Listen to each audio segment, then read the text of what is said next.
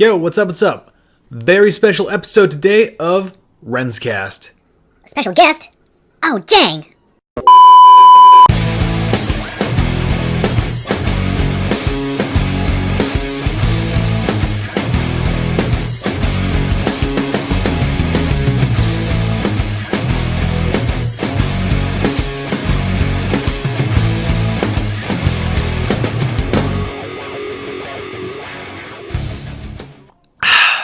Damn, that's good.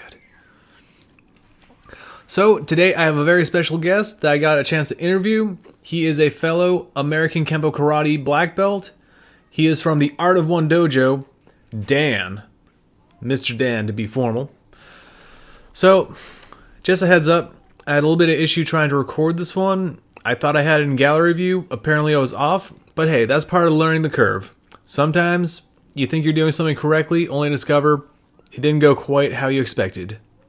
But without further ado, let's commence. What's up, what's up? I'm Renz Davis. To my left right here, he is the man, the myth, and a good friend of the Kenpo Karate community, Dan from Art of One Dojo. How's it going, my man? Good. Thank you so much for having me. It's a pleasure to be on today. No, thank you for coming on. I've been a big fan of your work. I've always admired how you've been kind of like sticking up for the Kenpo Karate community. On top of that, you have such a wealth of knowledge on the entire martial arts systems. Like, you not only know about Kenpo Karate, but you've delved into like certain aspects of Kung Fu, other sorts of karate, even Jiu-Jitsu, which is amazing. Yeah, it's a lot more research based. Like it's kind of interesting to know how much there still is to know. It's with the martial arts. No matter the more you learn, the more you know. There's more to learn. It's kind of insane how much there is out there. Like when you learn about one art and you find out that each art is fractionized into like multiple different arts, it's like holy cow! You could spend years on any given discipline and still not even touch the surface. No, it's wild. As soon as you think you're like one chapter in, it's like, oh no, that's just the first 2 pages. You're still in the content section. Exactly. But yeah, so I definitely have to ask, how is the everything going with training during lockdowns? I imagine that in Florida it's a lot more lifted and a little more free and unrestricted. You would think so. There's still a lot of schools down here that are closed. Florida had a pretty bad surge during the summer. Like we were, I think, one of the worst spots in the country, if not the world. Um, Ironically, the schools that seem to be open the most are Brazilian Jiu-Jitsu schools, the actual grappling. But the judo school I train at, it's been closed since March. Most Rough. Kempo schools are kind of on and off. They're doing like limited classes. Like they're not sparring, they're not grappling, but they're kind of doing distance. They're at least going through material and light work. But there's a lot of schools around here that are actually still closed. That's a bummer. I know that there's been a few people that I like. Sensei Ando is, right? Like one of his schools, I'm afraid, got shut down. It was unfortunately like low class attendance due to the lockdowns, but hopefully he goes through things. But it is funny you mentioned the entire like Brazilian Jiu-Jitsu thing and then the karate thing. You would almost expect that you'd be allowed to spar in karate because of like the amount of distance you have. But like I see a lot of Jiu-Jitsu schools, like you were mentioning, like you can still grapple. I hate to kind of like toot the horn on that, but I do Brazilian Jiu-Jitsu as well, and we have like it's restricted grappling. Like we're not allowed to do like the tag out to another partner, and then it's like you roll with everyone once during the class. It's like, hey, you see that guy over there? That guy over there is your partner until lockdowns are kaput, until we unlock that son of a gun. I'm like, Yeah. okay, I'm in. But now he knows all my tricks, and I know all his tricks. I mean, as long as you're safe and careful, then it stands reason. It's reasonable. But truth is, you don't know where that person goes throughout their day or who's bringing what into the school. It's just, it's just got to use common sense and be safe. Like, I mean, if restrictions are good for now, it's just a shame that it's just the martial arts community has taken a major hit. Because I've talked to so many viewers who ask me, what their school situation is like, and all their schools are still shut down. They're all training at home. So it's like, man, this is gonna be rough. I mean, it's hard enough to run a school as it is. But I feel really bad for those who are struggling right now. It's just it's not an easy environment to keep the school open in. No, absolutely not. Like I had my worries and my doubts that like even my school will be kind of like kind of on the ropes and kind of like out of the count. But luckily we kind of evolved and did a lot of the Zoom classes. I wasn't very fond of it because how much room do you actually have to run like certain forms? I'm up to doing forms 5 and 5. Repeat. There we go. Sometimes I stutter. Sorry about that. Sometimes I do forms 5 and 6, but 6 is a very like you've done 6. You need a big area. Yeah, exactly. Yeah. You're not doing I that in front have of a coffee table and a TV. I've tried. It's really difficult. Girlfriend's over in the corner like, I really wish you wouldn't do that in here. There's more room in the kitchen instead of in the living room. But yeah, like sometimes it's nice. Like it was really good to know that at least you had some kind of like, you can keep the communication going with the Zoom classes. Mhm. Like when I started getting back into classes though, like one of the bad habits that my instructor noticed was everyone had like really good hands. Like everyone was doing their inside chops, their outside chops, their like finger spears. Everything looked good from the waist up, but then he noticed that everyone's horse stances was looking more like a triangle. And they're like, bend your knees. Gotta bend your knees. First 3 months was Yeah. like, bend your knees. I was like, I was bending my knees all this time. My arm was injured, so I had nothing but legs. So now we got that disconnect. Now you're more focused on the camera and the screen that your body starts to relax a little bit. No, absolutely. It's kind of like basically the Macarena. Like it was very little footwork, just a lot of hands. It's like, all right, now let's get the samba in. Wait, what? That means I have to move my feet. Exactly, precisely. That's what you got to do. The fight isn't going to take place in the course of a phone booth. You got to like move around a tiny bit at least. Yeah. But at least the remote classes have been an option for schools. I mean, that's at least kept some places open. Oh, absolutely. It's better than nothing. It was actually funny. Like the jujitsu classes for Zoom, those were annoying. Yeah, Mostly how'd you guys because work that out? um I kind of called it quits after like 4 of those lessons because it felt like very hard to do with only one person. If you had like a punching bag or like just something to kind of like use resistance on, you could do like some mount stuff and some guard stuff, side control stuff. But as soon as it came to guard stuff where you're like in the guards or someone's in your guard, it's like, oh, this is a major ab workout. This is going to be a bummer. Mm. But it's kind of like katas, like are doing forms. You might not have a body to work with, but at least you have something kind of like to keep you focused on the actual technique. Mm-hmm. You might be punching air, you might be kind of like doing certain aspects of a kick or like a certain grab, but it's all kind of like translatable to a person eventually. It's like storytelling. It's good for flow at least, and it's a good Oh, opportunity absolutely. to maybe slow it down and actually look in smaller detail what you're doing since you don't have a partner in front of you. Oh, indeed. But I will admit, once the classes were back in person, we weren't allowed to grapple. I was like, all right, this might be a lot easier. At least I'll have like the energy of all the classmates, have my gi wrapped up again, be like, yes, finally. That worked out a lot better. It was a lot easier because, that energy really helps. That Mm-hmm. was kind of I don't know about you, but that was a big disconnect for me with the Zoom classes. The energy really wasn't there. Like It's you like could you're be, isolated, literally in the bubble. no, absolutely, absolutely. Like even now, it's still kind of like tricky because all the things that we did before lockdown was very much like you could kind of like throw your punch and connect, and it's like, yeah, this is awesome. But now, if you even throw like just like a wave, it's like, did I come too close? Am I breaking social Yeah. distance? Maybe I could go a little bit further. Heel bomb. Yeah, it was weird. Like all throughout summer, like most schools were closed, but I would drive by a plaza and I would see a BJJ school open and no masks, and the whole class was on the floor grappling and rolling around. I'm like, No masks. yeah, no masks. I was really surprised. I'm like, that's probably not the best Wouldn't idea recommend at it. this point in time. Yeah. I mean, even when I did I'm still doing jujitsu. Like, I'll wear like one of the Guardwell gaiters. I'll Mm. wear that like all the way up to my neck, basically up to my head, pretty much. I basically look like Rorschach from The Watchmen. I don't mind because it's kind of like a nice thing. It is what it is. It keeps it from falling down, which is nice. Plus, those guardwells, you can kind of see through them to a certain degree. A little obscure vision, but when you're grappling, it's not that big a deal. You're feeling with your I'll- hands anyway. yeah, pretty much. I don't need my eyes to lock in an arm bar. Exactly. Unless I do. I don't know. Maybe I do. I don't know. But yeah, one of the videos that you made that I really liked was you did the honorary black belt thing, the Hmm. honorary black belt video.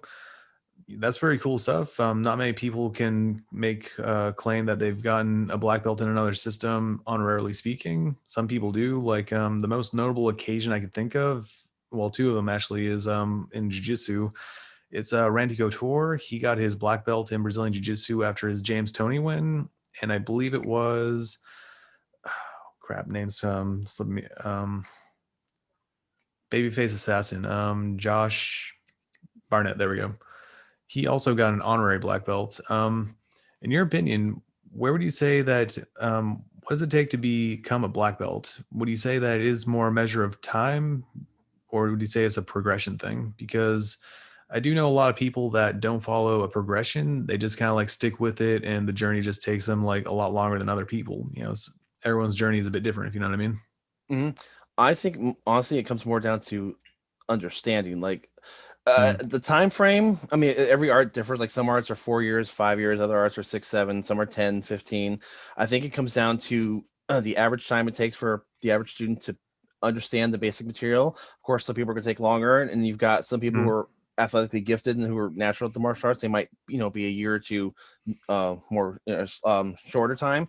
But I think it's once you understand your basics and how your basics work together and to the point where you can do critical thinking and start to construct your own techniques, then I think it's applicable to achieve a black belt rank. Whether that took 2 years or 10 years, that's once you, I think it's, you have to hit a certain milestone in your material and understanding to be able to apply it.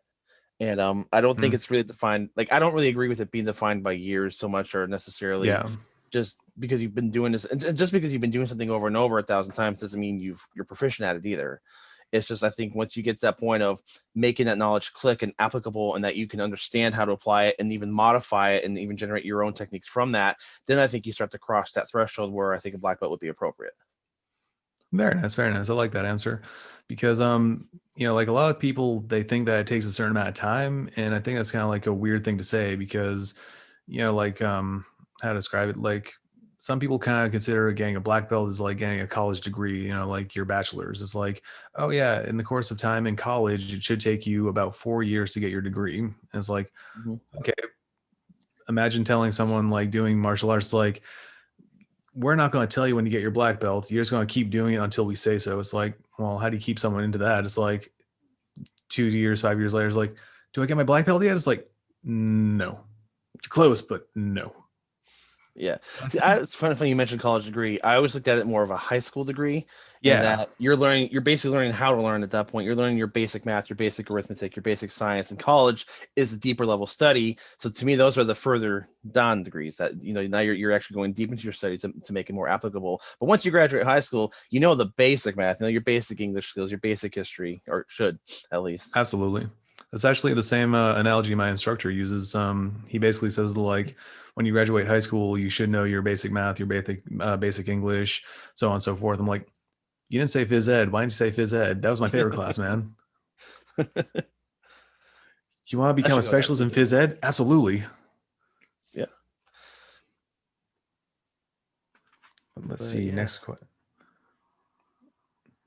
Yes. One of my favorite questions. We were kind of talking about a little bit with the jujitsu and such. Like, with your opinion in karate, where do you think is the next advancement in cross training?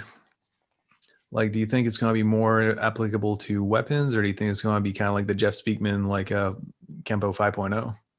I think more along the Kenpo 5.0. I think any karate systems that are evolving or changing or adapting or cross training, I think it's got to be grappling. They complement each other so much. I mean, with Hmm. karate, you've got your stand up game right there. I mean, you know how to strike, you know your stances. I mean, stand up, you're pretty solid, but the groundwork is lacking. But with Brazilian Jiu Jitsu, they're so good on the ground, but they're a little bit imbalanced where they don't do the striking or the kicking as much. So I think the two really complement each other.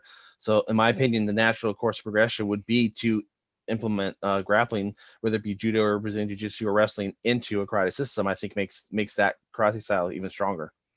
No, I absolutely agree with that. Like, I do find myself in that kind of like middle ground myself, like, kind of like a Blade from the Blade movies. Like, I'm on the dark side, but I'm also on the light side, Mhm. where it's like, hey, watch out, I can take you down, no problem, fellow black belt in karate. And then I'm in jujitsu, I'm like, hey, watch out, don't go straight for the takedown. I'm gonna throw a knee or an uppercut, and you'll be like caught red-handed. Yeah, it depends on the scenario too. Like, I've known Kempo guys in the past who they see BJJ, especially when it was starting to become more popular, and they're like, we don't need to know that. We're fine. I'm like, like my instructor at the time was implementing. He goes, you might want to learn something, and they were naysayers, and he did a seminar, and they got taken right to the ground because they didn't even know what to expect. They didn't understand it. So I think even if you don't want to be a grappler, I think you should learn some grappling to at least understand and know what to expect. And I mean, there's situations where you're not going to want to go to the ground, of course, in crowded areas, or No, absolutely. there could be obstacles. So I think you really need to have a mixture of both. I mean, there's no harm in learning both. They complement each other perfectly. No, absolutely. Plus, you don't have to necessarily be a specialist in one or the other. Like being just the perfect blend makes much better sense. Absolutely. Because, hey, we might not always fall down all the time, but in the event we do fall down, it's always nice to know how to get up and how to get back to walking. Exactly. Like I've sparred with guys. Oh God, years ago we had a new kid in class, and he was into grappling, and we did a sparring match. And right when the match started, he immediately jumped onto his back into the ground. He goes, "Okay, get into my guard." And I stood there, I'm like, if you want me in your guard, put me in it. So I just stood there waiting for him to stand back up because I'm like, I'm not just gonna crawl on the floor with you. Like, you want me down there, take me down there.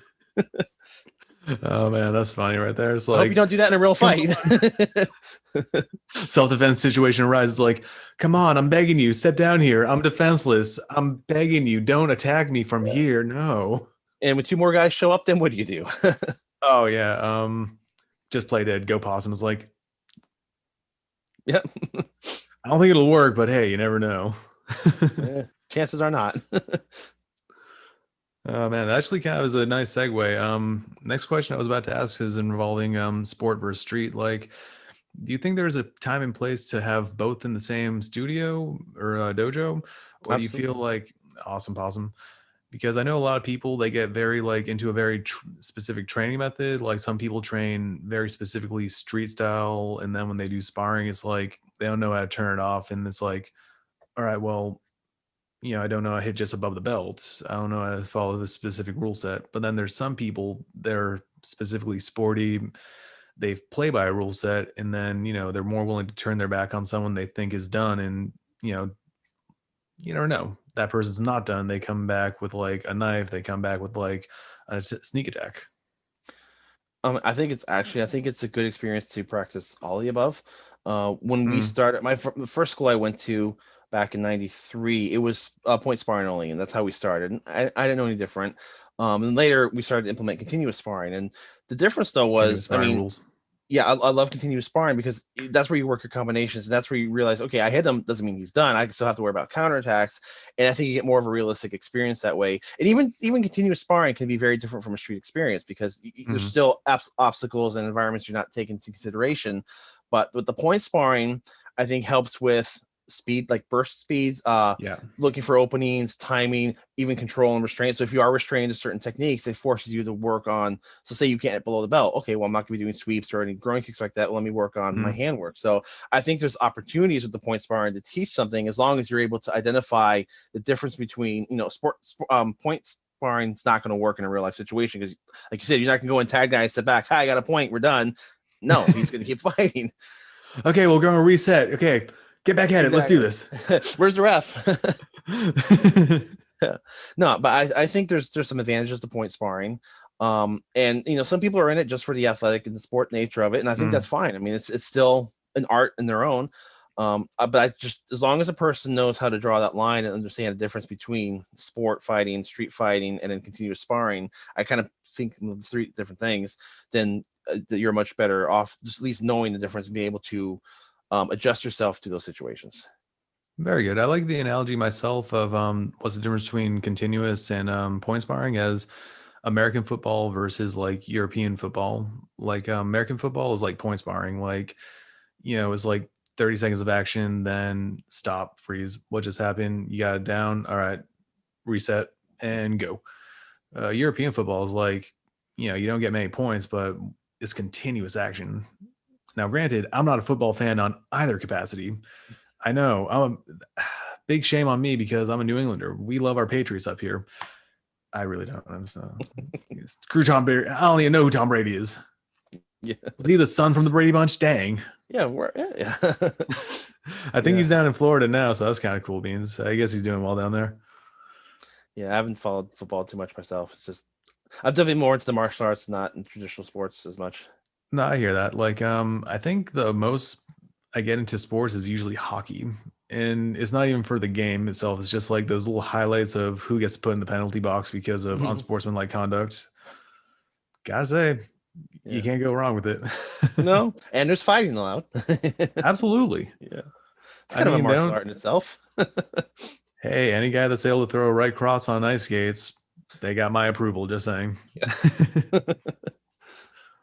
Okay, let's see. So this question is usually kind of like here and there for me. I'm pretty much back to the wall kind of person myself all the time. Like spatial awareness, where do you feel it's most appropriate? Do you feel like you should always be like on your guard or just kind of like gauge it on the environment you're in?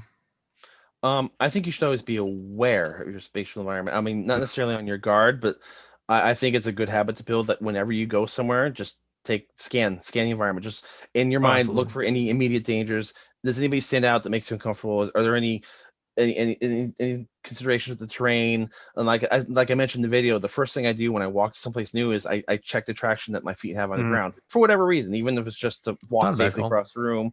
But do I have to run? Am I going to be able to? If I have to fight, am I going to be able to kick on this? It's like I think it's a good idea to just always take stock of wherever you are. And I'm not saying got to sit there and be on a high alert the whole time, but just scan the environment and just know what's around you and just utilize peripheral vision and just have a good time. But I don't think you have to be always on the red alert, guard up, waiting for a fight, but just always, I think always knowing and surveying your surroundings is very, very important, and not just in self defense, but in any safety situation. Walking across the parking lot, know where all the cars are so you don't get hit. Anything like that. But I place a lot of stress and importance on spatial awareness, and that was one thing when I taught the kids. I would really drill into them a lot. Like I was always trying to get them to be aware of what's around them. We would test them. We'd walk around the room. We would have like little padded bats. We'd kind of bop them if they weren't looking, and we'd actually have one instructor distract them while the other one came up behind them. And we did sparring drills where we set up little scenarios where they had to, they didn't know which student was going to come in and attack them. They'd go on our call. So we're always trying to keep them in their mind. It's not just what's in front of you. You're in a 360-degree environment, and whether you're fighting or not, you need to just know what's around you. That you need to know your place and where you are, and any safety considerations, if any, that are in place. No, absolutely. Couldn't agree more with that. It's actually weird because sometimes we used to do drills before lockdown.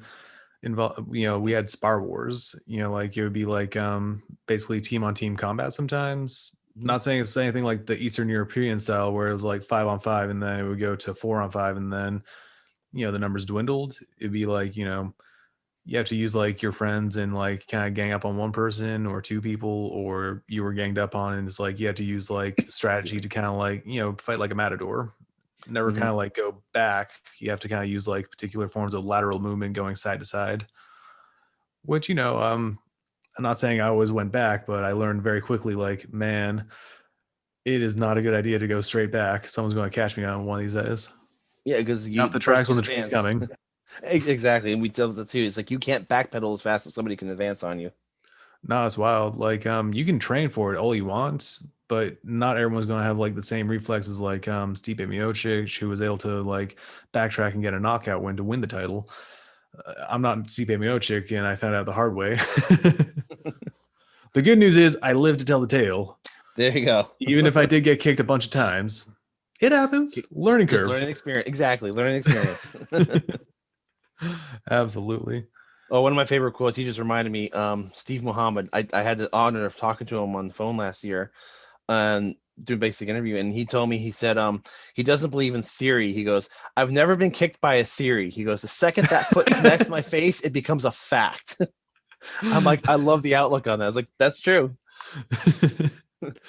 Oh man, it's kind of like those people that are like the keyboard warriors. Like, I would do this and that. It's like, okay, show me. Let's see if Mm. your particular method works in practice. It's like, I would, but it's just too deadly. I can't do it, man. Oh, My technique is just too lethal. then my answer You're to that is, you don't have the control you should have then. pretty much like it's easy to control a punch. Like you can make it go 100 miles an hour if you really want to, Mm. but measured force is a very good thing to have, especially in the streets. If you're a Mm. martial artist and you don't have that measured force, you're kind of like looked upon like, well, you knew better. What were you thinking? It's like, he fell into my fist 17 times. I couldn't help it. Oh, That we kick worked though out. was optional. Yeah, exactly. We had a guest student come to our class years back, and older man, probably in his 40s, and he could hit. I mean, he could hit, and he was fast, but he had like three moves that he would resort to, and he would go 100% each time. So we were doing walkthrough drills, and we have moments where, of course, we're gonna hit each other in the conditioning. That's all well and Mhm. good, but when we're just kind of walking through technique, he was hitting everybody 100%, and it got to a point. My instructor's like, dude, you need to control your, we're just doing walks right now. You need to control your strikes. And he goes, well, I can't control them. This is all I can do. And my instructor goes, then why are you wearing a black belt? If you can't regulate your own energy, then you're not a black belt. And it was Good way like that. to go That guy from was, it black was to white very quickly, right? exactly. But the guy was either no effort or 100% effort. He actually couldn't modulate his energy in between. It was like he had no control. I'm like, well, if you don't have that control, then you're dangerous then. No, absolutely. So Like, it's weird. Like a lot of people would say like a black belt is the most dangerous thing on the mat. I'm like, no, that's not true. Like beginners, those are the people that are like really dangerous because they're so excited. They're in that little honeymoon phase of like, oh yeah, I just started a martial art. Let's kick some butt. Trying to keep it PG, if you know what I mean. exactly. And that's actually a topic we're going to do hopefully this year coming up is about deadly white belts, and especially in jiu-jitsu and judo, because we Oh, had some new absolutely. students in jiu-jitsu, and we're doing throws, and okay, myself example, my first couple of classes, I didn't realize I was muscling them a little bit more than I should have. Like I Mm, would throw them on the ground, and I was like, we were doing like a flip overs, and I was actually grabbing and doing more of a wrenching motion because that's what I'm used to. Stand up grappling, you grab, you tear joints, and I didn't realize that I wasn't doing technique so much as I was muscling them, and they're like, at one point they're like, you're kind of hurting me. I'm like, oh shoot, I'm really sorry, but I didn't realize that because I wasn't, no, I was brand new. This was my first day or two in class, and that was something I had to learn. And we've had white belts come in that they're trying to do arm bars, and they're even trying to experiment. They don't quite know the techniques well enough to experiment, and they end up hurting somebody mm. because, oh, they're gonna go try the arm bar real quick, but they don't know where the breaking point is. They don't know where to stop. They don't know the nuances yet. So, and like you said, they get really excited, and they're usually pretty rigid, and not relaxed, and that's how people get hurt. So you're right. The novices are more dangerous than the black belts sometimes, just because the lack of knowledge and experience that they have with it. No, absolutely. I agree with that wholeheartedly. I mean, I only speak from experience because I was a really dangerous white belt. You start karate at like a decent enough age. Being a fan of mixed martial arts before that, it's like, oh yeah, I'm gonna totally do the Chuck Liddell thing. Gonna be like Rampage Jackson. Just go in, hang and bang, just like rock out. And it's like you're gonna lose people to train with because everyone's gonna see the white belt that's trained like Chuck Liddell. It's like, nope, they hit too hard. They don't want to work on the technique and the fundamentals. And then you start growing. It's like, wow, I was that guy. Yeah, and you get that little seed of confidence when you start to pick something up that you get over enthusiastic with it, and Yeah. you start overstepping boundaries that you haven't developed yet. But something that has occurred recently is kind of like you get to be the reality check now. Like you were that guy at one point, and then you kind of evolve, and it's like, I'm glad I'm not that person anymore. But then you also bump into those under ranks that are kind of like they do the same mistakes that you did, and it's like, yep, I think I know where I'm going. Have to help them adjust their attitude. Yep. But that's part of growing, and that's part of understanding that Absolutely. that's that responsibility of being the black belt. So you do recognize, and then you have answers to correct that. No, absolutely. I call it a big brother mindset or big sister or big sibling. Want to be PC to a degree. Hmm. Let's see. All right, now this is one that I'm actually a big fan of. I'm a huge movie fan, huge fan of like Cobra Kai, and you did a few segments on it as well. Very thrilled about it.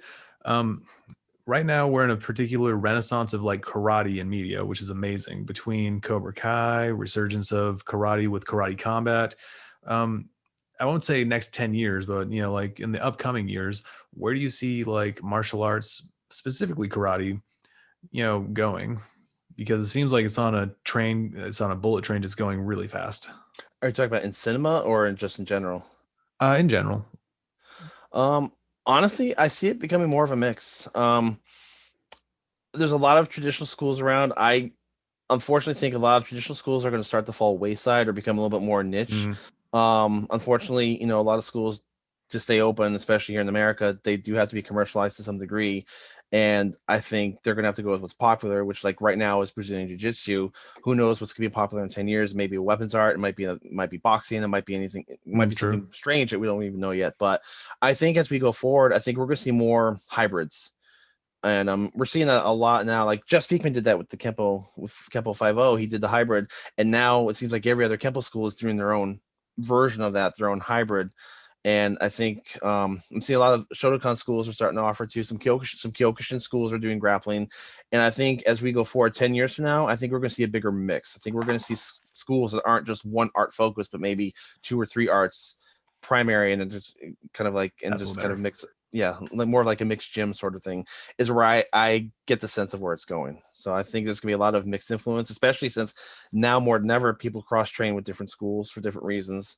And as they, progress and they get their black belts and they open up their own schools, they're going to mix what they taught into the curriculum. So I think we're going to see a definite surge of hybrid arts, which I think is honestly great because that's the arts we train with today. They're hybrids of what came before them. So I think that's the Oh, natural line indeed. of progression. Like to a certain degree, even Kenpo Karate, like Ed Parker's Kenpo Karate was kind of like a hybrid of karate itself. It's a melting pot. Yeah. Absolutely, like I can't remember the exact name of the Chinese art where Ed Parker kind of like started from, but he started as a boxer to a certain degree, and he was also a judo player, and then Mm-hmm. he also got that particular style from was it James Matui? Matusi? Matosi. Um, It was Matosi Chow, before wasn't William it? Chow. Yeah, he trained under Yeah, Chow, Chow. which There we go. was Karaho Kempo. Which is funny because if you look up Karaho Kempo, it's different than what Ed Parker did, but you see a lot of similarities. Mm. But his Ed Parker definitely has a mix. I mean, and you can also see too where he's gone around and picked up little influences here and there. So American Kenpo is definitely a melting pot. And you mentioned the judo, which was funny because I always knew there are pieces of judo in there.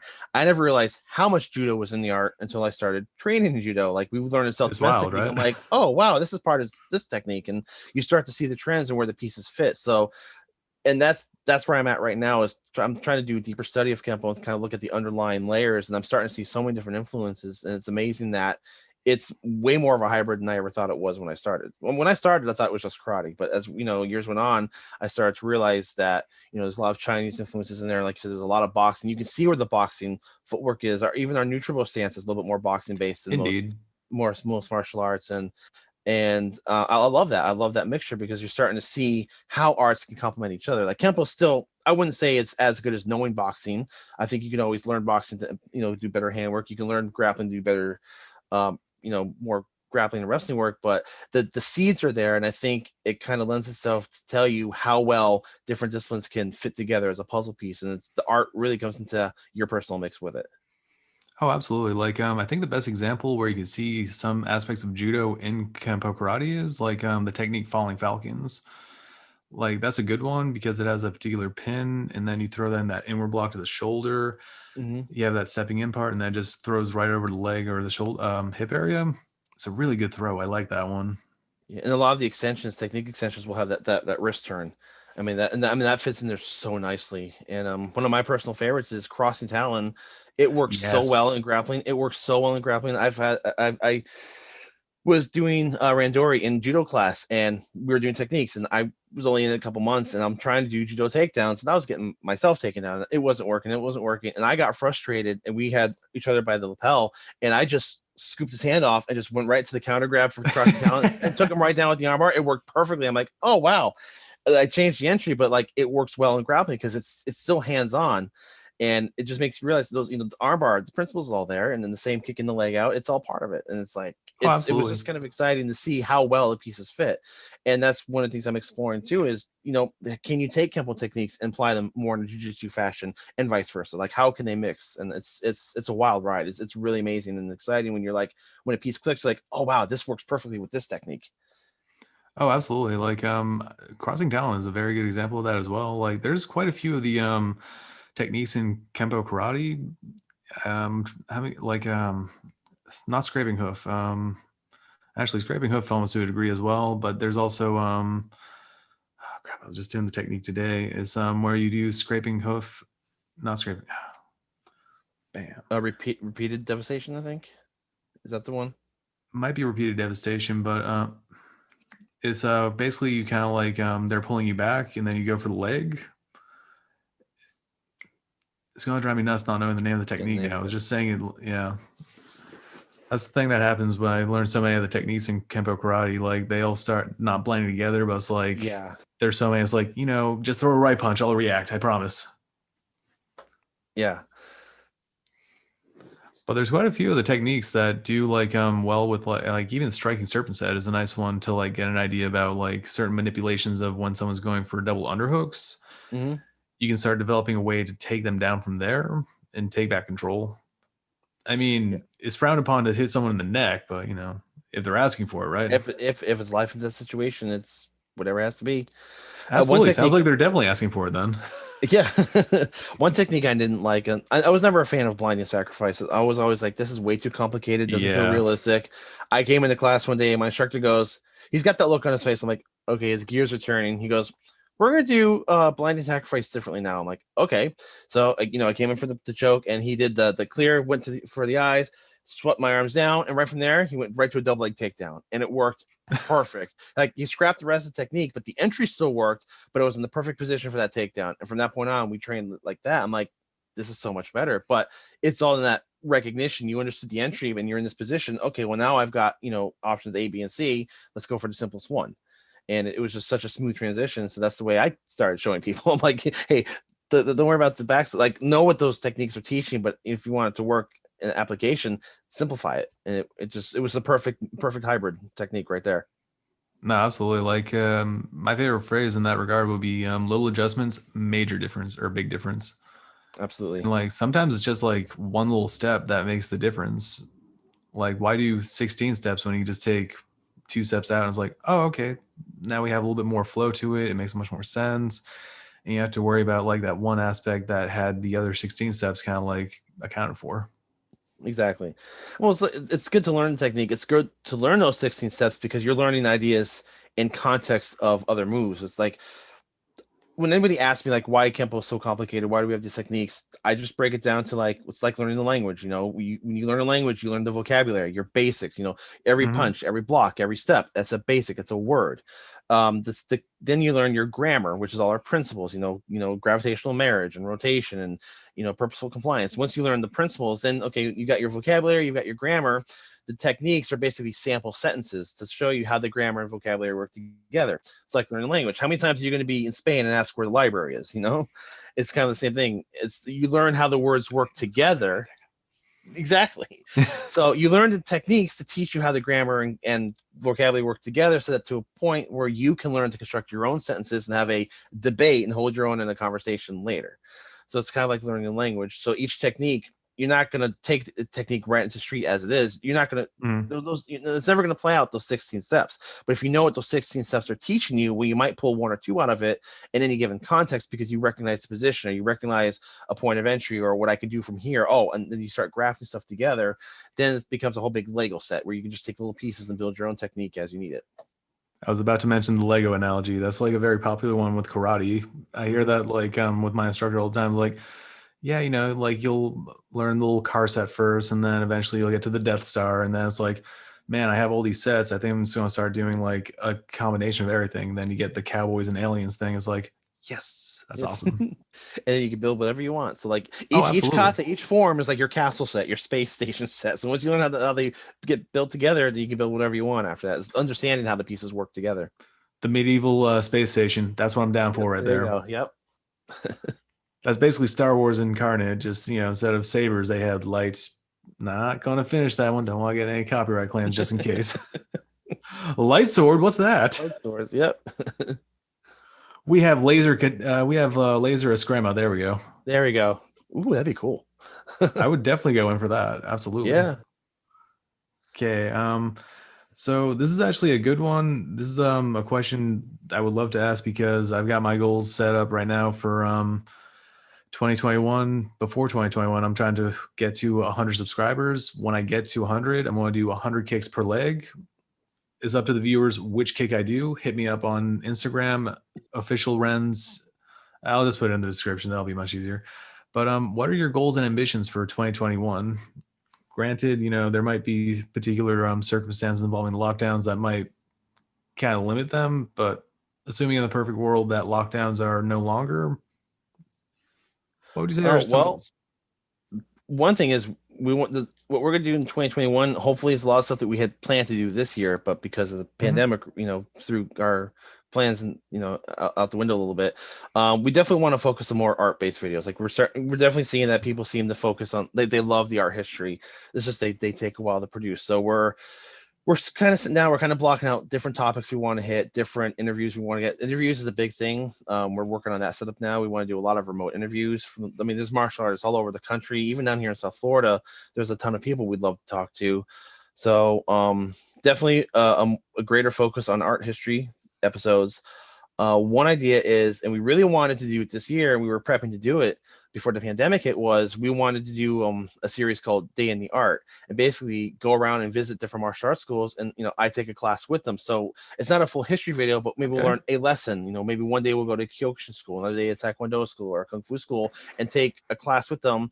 And the video will revolve around the experience of how they train, kind of what their gist is, and what we're doing, what that drill is that day, and it's kind of like the show Fight Quest that was on Discovery a while back, Yeah. similar to that. So we just go around to a bunch of different schools and we interview them and they tell us about the school, and we get actually literally a taste of the art, like one day in that art, and then we can go back and revisit and branch off from there. And being in South Florida, there's a ton of schools around here. I mean, between Miami and Fort Lauderdale and Palm Beach County, there's so many different flavors of martial arts down here, but there's no shortage of material. But of course, right when we were starting to get that prep and we were starting to reach out to schools, everyone shut down. Like, well, we're not visiting schools right now.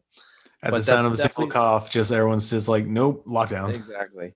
So, but that's definitely something we want to tackle this year if we could do that coming up. We really want, because we think that'd be a great opportunity to actually, a great opportunity to get more exposure to different arts. So, you know, there's so many different out there. I can go to an Indian martial arts school or a boxing school and just kind of spread out or, cast out a wider net of the type of topics that we hit. And not because each art history video, when we do like a history of, that takes months Hmm. preparation and scripting and research. This is a lot more. This is another way to add a greater variety of arts while we're doing those videos, while we're doing interviews, and basically try to gear the channel more towards expanding and let's look at a lot of different arts people might not know about. Let's look at something that you see in art, like, okay, Kyokushin or even Shotokan. There's different styles of that, and there's different organizations. They have their own different rules they play by, different branches of Kenpo, different Taekwondos. It's like, so even if a person or a viewer knows that, oh, there's Taekwondo, there's Sang Soo Do, and there's Kenpo, not everyone knows that there's multiple layers and branches within each art. And I think that those are fun rabbit holes to go down. And there's not a whole lot of channels out there that I've seen that are doing that to such a wide degree. So that's definitely a goal of ours, is to try to cast a wider net, get into more history, get into more of a personal experience inside the arts instead of just at a surface level look. So we definitely want to get more immersive with the material. And that's our primary goal for 2021. That'd be amazing. Definitely be a very pioneering aspect of it. Like, I've heard a few people talk about doing that, but none of them have actually kind of like carried it out. It's kind of like the New Year's resolution thing where it's like, I'm going to do this. Absolutely. 1 week later, it's like, nope, didn't do it. But, a lot of the art history that you guys do, that you do specifically, a big fan of. Like, every time I see it come out, I'm like, yes, I got something to watch while I'm at work. This is going to be excellent. Yeah, Was a love big working fan of on the those. Shotokan one. That was a great one as well. Yeah, they're really fun to look into, because like a lot of arts I just know at a surface level myself, and when I start doing these deep digs, it's like, oh, wow, I didn't know that. Like just something like with Shotokan, Kinshin Funakoshi, just the amount of influence he had on the martial arts is a lot more than even I knew myself. I'm like, it's such a great experience to learn, and I walk away from each project going, wow, that was like very enriching. Like I feel like I got something of value out of it, and just hope to be able to translate that value to our viewers as well. And that's why I love doing the art history videos. It's just like there's such an investment of time and effort, but they're absolutely worth it. And we are talking to a few more people right now with some future ones coming out. Hopefully we're going to launch one at the beginning of the year. We're working on that early phases right now, but it's just quite the experience to see people do how different other arts can be, and just learning different history and the influences behind it, and the historical figures and just the different methodologies. It's I don't know, like I said, I walk away each time going really valuing the experience, because it's different from what I've learned, but it's concepts I can keep, and apply to my own training going forward. Most excellent. I definitely can't wait to see what you have in store. I'm kind of like on the same page where I'm kind of like doing the same thing where it's like, what can I do next as well? Um, But I do have one last question before we kind of like call it a day. This is kind of like a surprise question, only because I do a chat. I do a podcast with a guy from the Netherlands, Chat Combat. We usually do something called the speed round, and I decided I'm going to ask one question. Okay. All right. So, you know Steven Seagal, yes. Mm-hmm. Who doesn't, right? Love, hate, you know, it is what it is. But this is my favorite question to ask a lot of viewers. But this time it's going to be a versus. Who do you think wins in a martial arts contest? Ed Parker, Steven Seagal? Ooh. It's a tricky question because a lot of people might assume in their prime, but it's like, well, overall, you know, like you put them in their prime or you put them in there as their max where they were still kind of like prominent figures, which I guess is their prime. Excellent question, because both men are huge men. Oh yeah. So normally I would say Ed Parker just from size, and he'd be harder to grapple with, but Steven Seagal is pretty big too.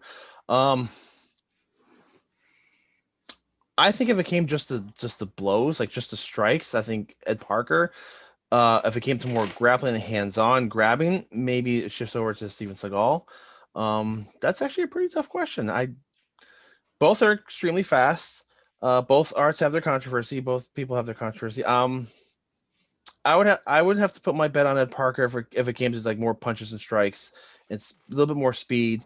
But if it got anywhere to the ground or any grappling involved, I would have to give that advantage to Seagal. I'm a little biased. I kind of go Parker all the way because I want to say Parker, but like I want to say Parker. It's like you said, I'm biased, but too. But like Seagal's not one you can just write off that easily either. And True. Also, Seagal's got a lot more. I don't want to say in shape, but more active. Like Ed Parker in his later years, he didn't really do a lot of his own stuff. He was taught a lot, but you didn't really see a lot of competition. And I think Seagal's got that advantage on his hands. Just I think he's got a little bit more active demonstration. But that's a tough question. I didn't expect that one. Yeah, I mean, I was on the fence about asking that because usually the speed round question that I ask is it's a staple of Jack Combat. It's who do you rather fight in the street, Jean-Claude Van Damme or Steven Seagal? And a lot of people that we've asked that question to, I believe out of 10 people, it's been 9 out of 10 times. Everyone's like, oh yeah, Steven Seagal all the way. I would love to fight Steven Seagal. It's like, hey, fair enough. Which one can I outrun? Pretty. You gonna make me picture Steven Seagal running after me? Well, there's the answer. He does it to himself. I can't help it. You can't make fun of something that is factually in movies. Yeah. I mean, you know, don't get me wrong. Steven Seagal had a lot of great movies where he did like some amazing things, but man, something turned and he became kind of like a parody of himself. It's kind of hard to appreciate him. Yeah. But you know, Under Siege, he won me over to a little degree. A little bit. That ponytail and goatee, though, man, he needs to pick one and stick with it, though. I'm a clean shaved guy. What can I say? Yeah. But thank you very much for talking with me, Dan. It's been a great interview. Definitely happy to have you on. Hopefully we can do this again sometime. It was a pleasure. But is there anything you want to say to the viewers? Just hope everyone out there stays safe, and hopefully if your school is closed right now, just keep faith and just kind of hold out. Hopefully we'll be past the hump soon, and then we can all get back to our training and go back to being our better selves. So got my fingers crossed for that as well, my man. Yeah, fingers crossed. So, all right, well, thank you so much for having me. This was a pleasure. Oh, it was awesome. I was very glad that we had the chance to finally get this on. But travel safely, everyone, and rock on. All right, take care.